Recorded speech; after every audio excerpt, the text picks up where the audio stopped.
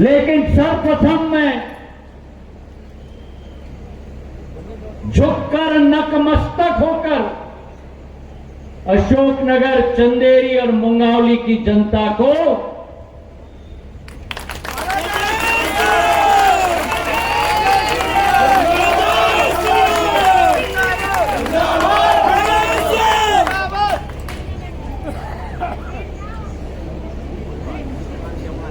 जो आशीर्वाद आपने प्रदान किया है, वर्षा ऋतु में जब इंद्र देवता का आशीर्वाद प्रदान होता है, उससे भी ज्यादा आशीर्वाद मेरे परिजनों ने सिंधिया परिवार के इस मुखिया को प्रदान किया।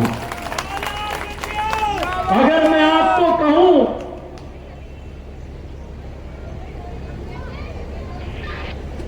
कि मैं जिंदगी भर आपका ऋणी रहूंगा, वो भी कम है। मैं निशब्द हूं कहने के लिए कि किस भावना से मैं आपका कृतज्ञता दूं। इतना मैं जरूर कहूंगा कि धूप में खड़े हुए मेरे एक एक परिजनों का जहां पसीना टपकेगा, वहां ज्योतिरादित्य सिंधिया का खून टपकेगा। मेरे भाई और बहनों, मैंने आपसे निवेदन किया था, मैंने अपने सेनापतियों और सरसेनापतियों से निवेदन किया था और मेरे पूर्व रविंद्र नंदलाल जी ने कहा मंच से कि टारगेट मत बनाना, लोकसभा का टारगेट मत बनाना, विधानसभा का टारगेट बनाना, अपने पोलिंग बूथ का नहीं, अपने किले का टारगेट बनाना। मेरे भाई और बहनों, और मेरे एक एक सेनापति और मेरे भगवान तुल्य जनता ने अपनी टारगेट बना दी अपने किले की, और एक एक किले पर भगवा झंडा गाड़ के रख दिया। मेरे भाई और बहनों, मैं निशब्द हूं आपको धन्यवाद अर्पित करते हुए। कांग्रेस पार्टी ने बहुत कुछ कहा पिछले 4 साल,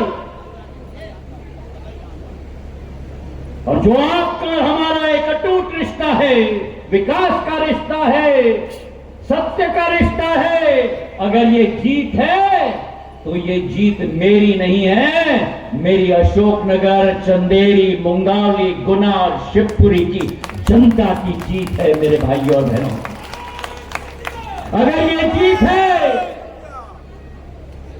तो मेरे एक एक सेनापति के परिश्रम, मेहनत, मशक्कत, एक एक पसीने के बूंद की जीत है। मेरे भाई और बहनों, और अगर ये जीत है तो ये झूठ के ऊपर सत्य की जीत है। मेरे भाई और बहनों, और कहा जाता था हमारे शास्त्रों में कि सत्य परेशान हो सकता है, लेकिन सत्य कभी भी पराजित नहीं हो सकता।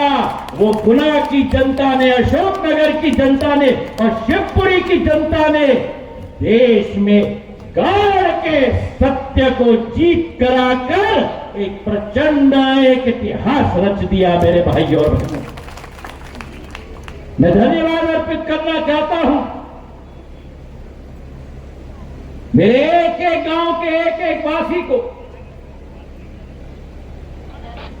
शहर के एक एक वार्ड के एक एक वासी को। चुनाव के समय में मैंने बहुत कुछ सुना, चुनाव के समय में मैंने बहुत कुछ अनुभव किया, और ये विश्वास मैं आपको दिलाता हूं, अब आपका चौकीदार आपके लिए तैनात हो गया है।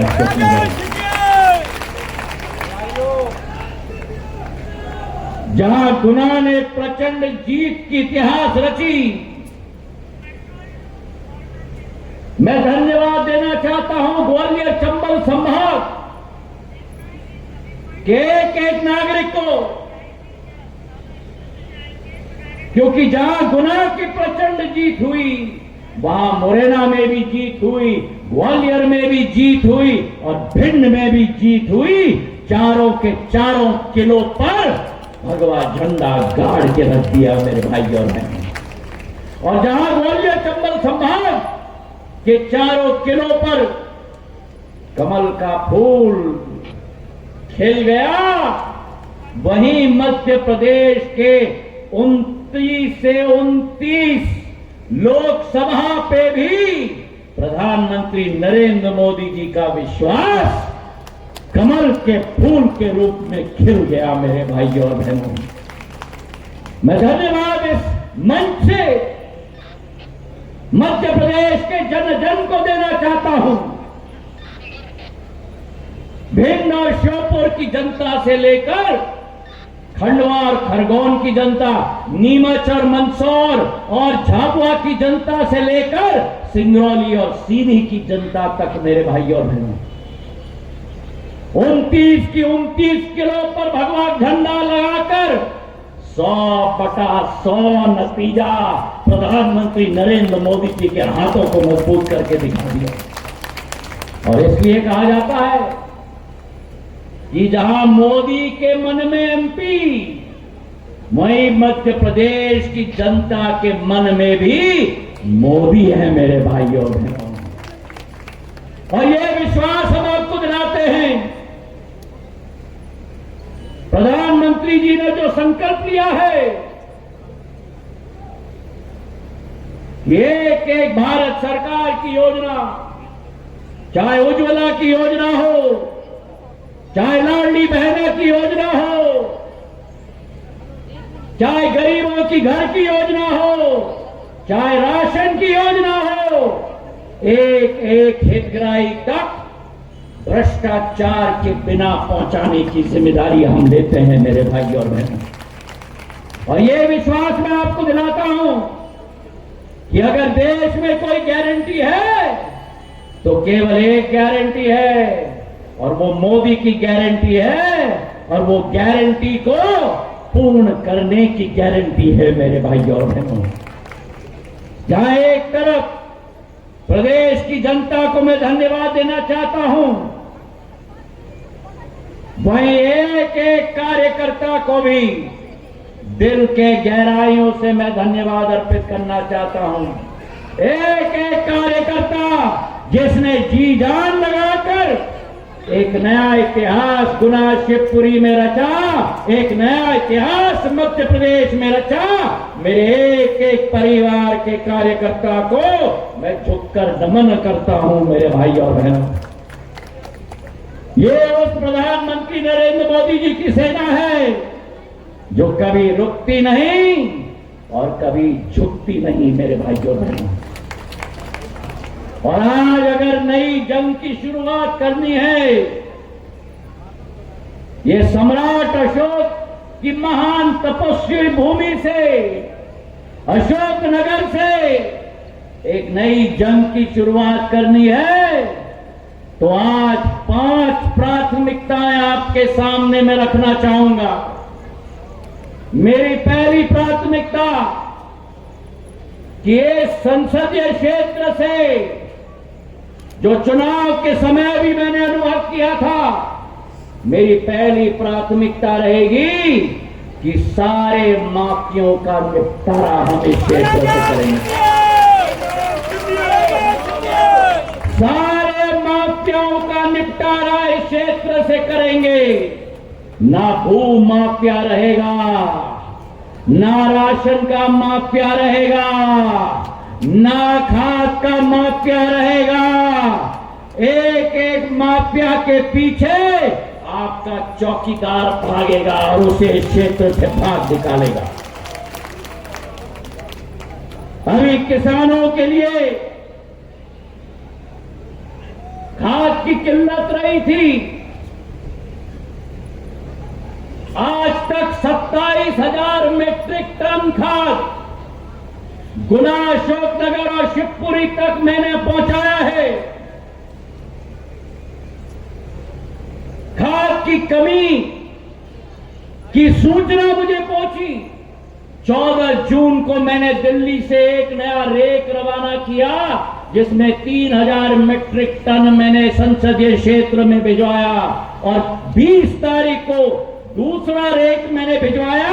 6000 मीट्रिक टन खाद का मैंने पूरे संसदीय क्षेत्र में पिछले 10 दिन में आप लोगों के लिए भिजवाया है मेरे भाई और बहनों।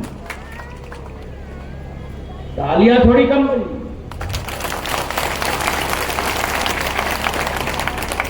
मैं बताता हूं कि आपने 6000 को भेज दिया, लेकिन अभी भी 6000 की कमी है। सही है कि नहीं? अगर सही है तो ताली बजाओ।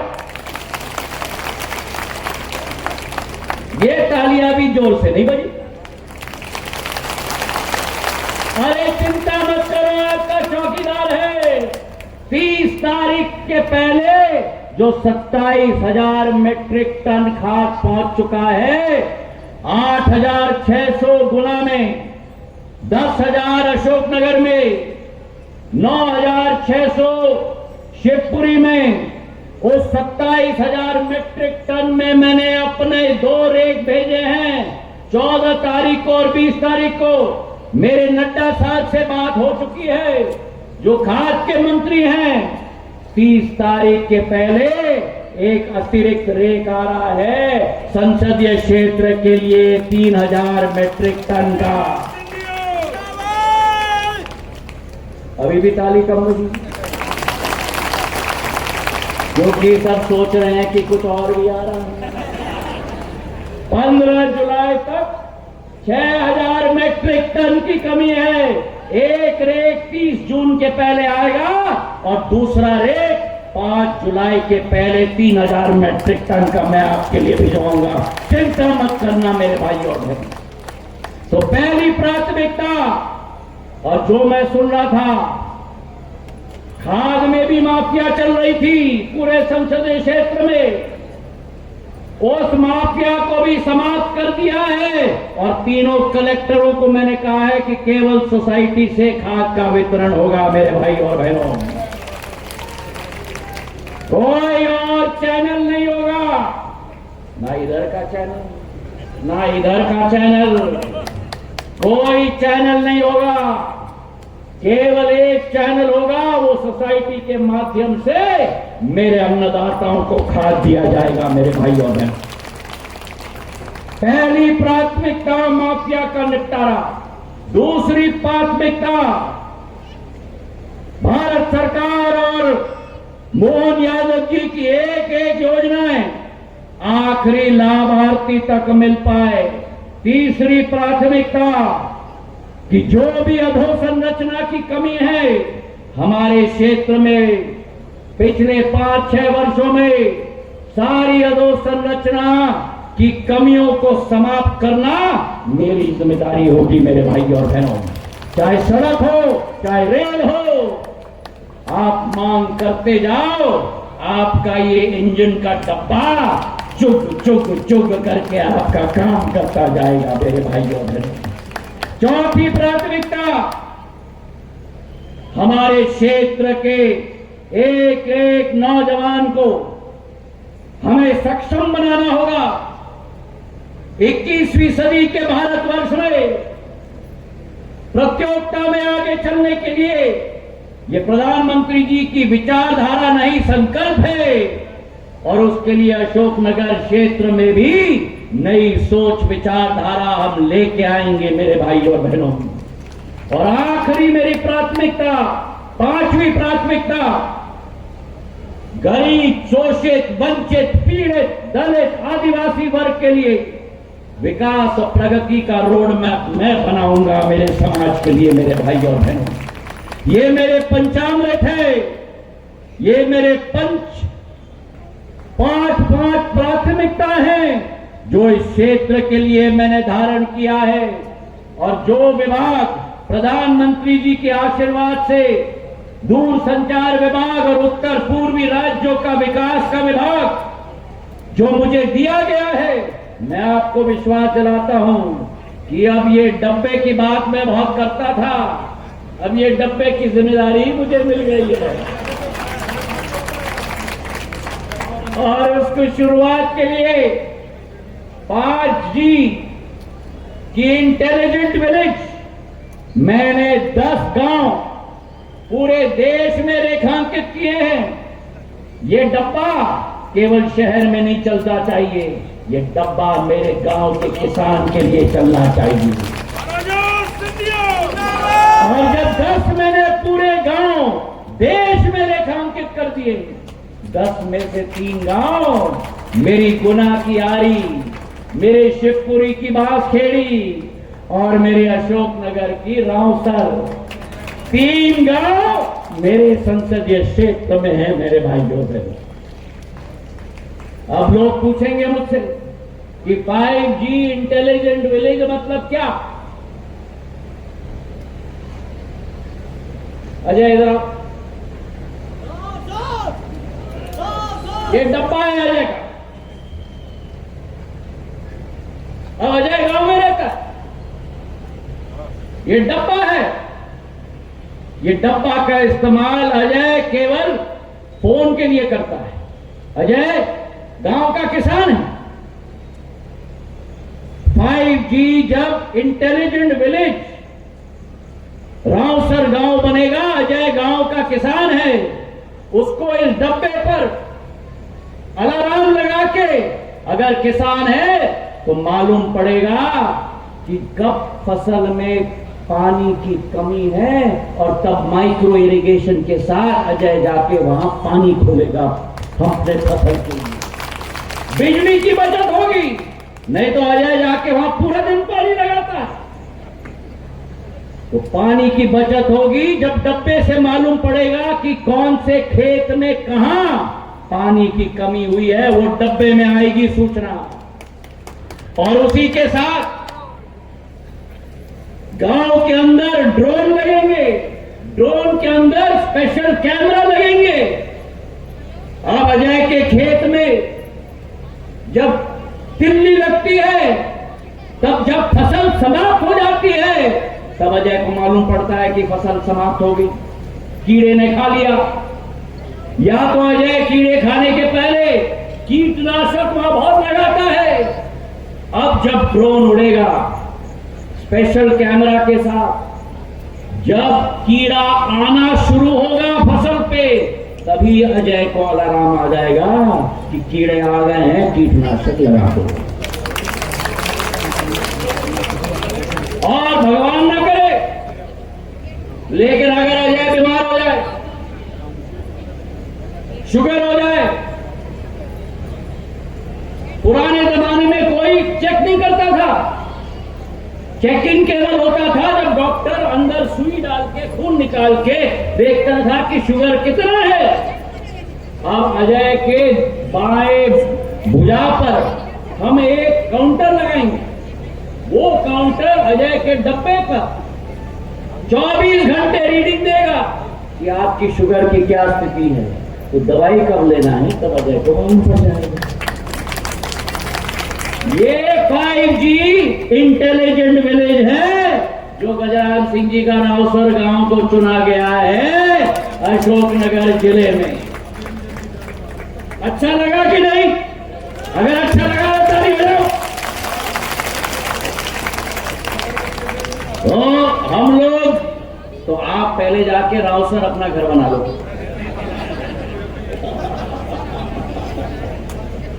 हम लोग 10 गांव से शुरू कर रहे हैं देश में। ऑप्टिकल फाइबर केबल वहां डाला जाएगा, वहां से एक कनेक्शन दिया जाएगा, कलेक्टर साहब के ऑफिस से इसे मॉनिटर किया जाएगा, सॉफ्टवेयर बनाया जाएगा, हर किसान के डब्बे में सॉफ्टवेयर डाला जाएगा और फिर उसका लाभ एक एक किसान और गांव का एक एक व्यक्ति को मिले। ऐसी बात हम लोग संयोजित करेंगे मेरे भाइयों बहनों। तो कहने का मेरा तात्पर्य यह है कि मैं जब भी आता हूं, मैं कोशिश करता हूं कि मैं खाली हाथ ना आऊं। तो आज भी जब अशोकनगर आया हूं, आपको दंडवत करने आया हूं, पर साथ में 5G इंटेलिजेंट गांव और खाद लेके आया हूं मेरे किसानों के लिए। मैं इतना ही कहना चाहता हूं कि मैं आपका था, मैं आपका हूं और जिंदगी की आखिरी सांस तक नहीं, जब भगवान भी हमें ऊपर ले जाए तब भी मेरी एक एक सांस ऊपर से आपके लिए रहेगी मेरे भाई और बहनों। बहुत बहुत धन्यवाद। जय